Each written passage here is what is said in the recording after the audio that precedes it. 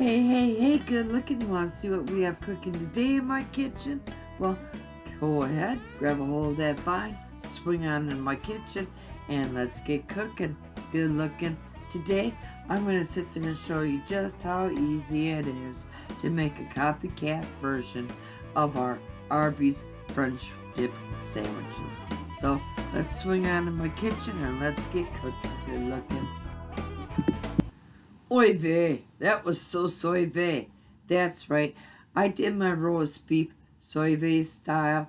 Now, if you're interested in seeing that video, check out the iCard up above that I will be leaving. Otherwise, just go to your deli and order 1 pound of shaved roast beef. And let's go on to making that French dip sandwich.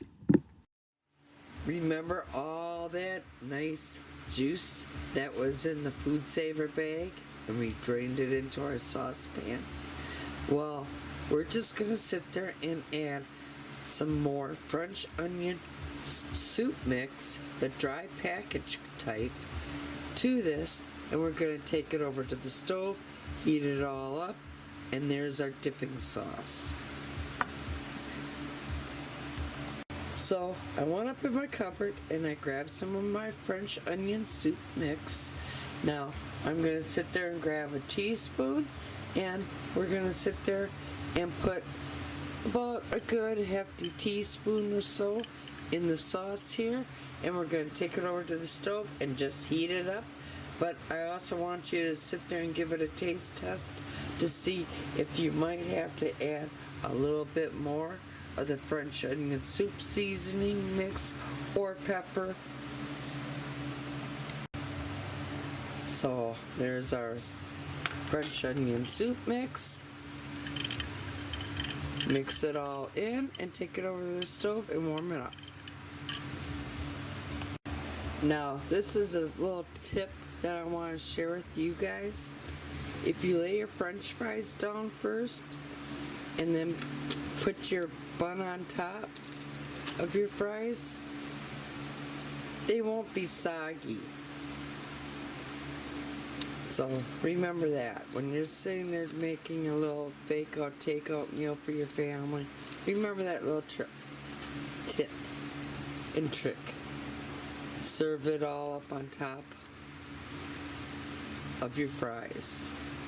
So with that being said, I'm just going to set their basket off to the side, and we're going to go on and prepare the French dip sandwich.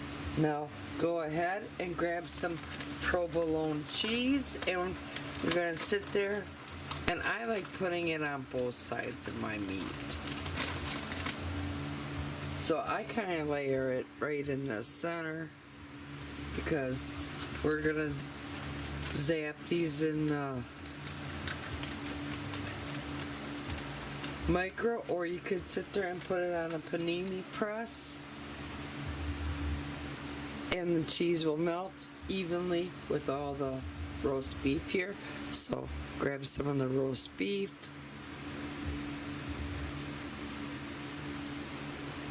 be good and generous. It's your family.